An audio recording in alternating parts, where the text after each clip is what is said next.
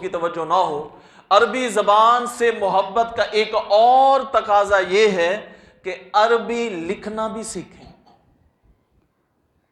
عربی زبان سے محبت ہے نا، زیادہ نہیں سیکھ سکتے تو کم از کم اتنی تو سیکھ لیں عربی زبان جتنے الفاظ کے ساتھ ہمارا واسطہ اور تعلق ہے۔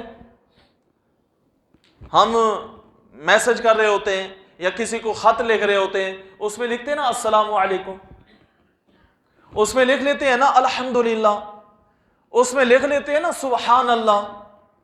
تو یہ ضروری ہے کہ جہاں ہم چاہے میسج میں لکھ رہے ہیں ماشاء اللہ، میسج میں لکھ رہے ہیں سبحان اللہ، میسج میں لکھ رہے ہیں الحمدللہ، اللہ اکبر، السلام علیکم، وہاں بھی عربی زبان میں لکھیں۔ اس کو ہم انگریزی یا رومن زبان جو ہے اس میں نہیں لکھ سکتے۔ شاید کسی عالم دین نے لچک دکھائی ہو، بہرحال کثیر علماء کرام نے حرام کا فتویٰ دیا ہے۔ توجہ کریں تمام دوست، ہمارے ہاں یہ میسج چلتے ہیں، ہم قرآنی آیات کو انگلش میں لکھتے ہیں، السلام علیکم انگلش میں لکھ رہے ہیں، ماشاء اللہ انگلش میں لکھ رہے ہیں۔ انگلش کے وہ حروف ہوتے ہیں، چاہے اس کو انگلش لینگویج میں لکھ رہے ہیں یا وہ رومن لکھ رہے ہیں، جس میں بھی لکھ رہے ہیں نا، یہ قرآنی الفاظ جو ہیں یہ رسم عثمانی کے ساتھ جو ترتیب توقیفی ہے قرآن کی، جو ہم قرآن میں پڑھتے ہیں، جو انداز ہے اسی انداز کے ساتھ عربی میں لکھنا ضروری ہے۔ اس کی علماء کرام نے فتوے ہیں، جامعہ نعیمیہ کا فتویٰ ہے، اس پر فتوے ہیں کہ یہ لکھنا حرام ہے۔ بہت سی وجوہات ہیں، اس کی ایک وجہ چلو میں آپ کو بیان کر دوں تاکہ بات سمجھ آ جائے۔ دیکھیں ماشاء اللہ، اس میں ما کے اوپر مد ہے۔ جب ہم ماشاء اللہ لکھیں گے، میم کے آگے الف ڈالیں گے، الف کے اوپر مد لگائیں گے۔ جب اس انداز میں لکھا ہوگا، کیونکہ ہم نے عربی کو صحیح مخرج کے ساتھ پڑھا ہے، ہمیں پتہ ہے یہ مد کی علامت ہے، جہاں مد آئے گی وہاں ما شاء اللہ پڑھیں گے، ٹھیک ہے نا جی؟ ہم اس کی صحیح پروننسیشن جان رہے ہوں گے۔ اگر ہم اس کو لکھ رہے ہیں انگلش میں تو ہمیں تو پتہ نہیں ہے یہاں مد کی علامت تو نہیں ہے۔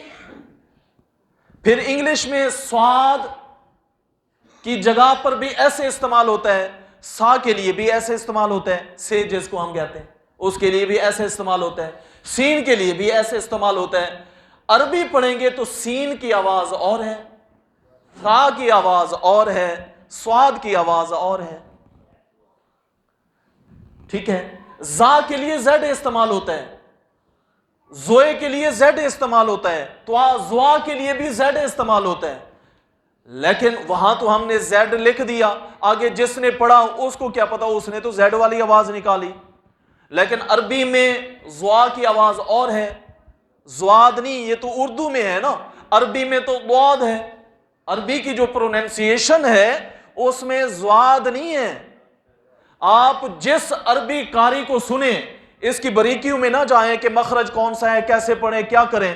آپ عربی چینل کھولیں، مکے کا قاری سنیں، آپ مدینے کا قاری سنیں جو مسجد نبوی میں تلاوت کر رہا ہے، جو حرم کعبہ میں تلاوت کر رہا ہے، مصر کا قاری سنیں، جو بھی قاری سنیں گے نا وہ وَلَضَّالِّينَ پڑھے گا، وہاں ضاد ہے۔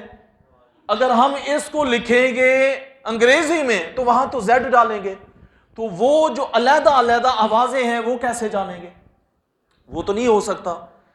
تو یہ ضروری ہے کہ اگر ہمیں عربی زبان سے محبت ہے، اور محبت کرنی بھی چاہیے، یہ دینی تقاضا ہے، ہمارا سارا ورثہ عربی میں، حضور کی زبان عربی، حضور خود عربی، اللہ کا کلام عربی میں، یہ محبت ہونی بھی چاہیے۔ حضور نے ترغیب بھی دی کہ 3 وجہ سے عرب سے محبت رکھو۔